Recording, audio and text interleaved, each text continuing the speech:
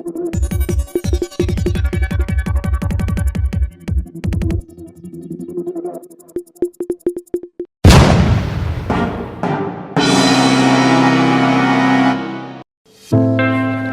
बातमीचे प्रायोजक आहे vision academy.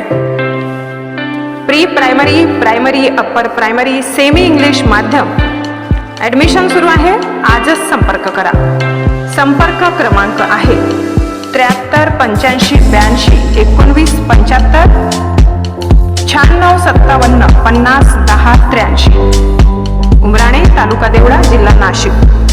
Dindori तालुक्यातील चारोसे येथे एका 2.5 वर्षाच्या मुलीवर चुलत काकानं बलात्कार केल्याचे प्रकार उघडकीस आला। याबाबत वणी पोलीस ठाण्यात पीडित मुलीच्या आईच्या तक्रारीवरून गुन्हा दाखल करण्यात आलाय। आरोपीला पोलिसांनी ताब्यात घेतलंय।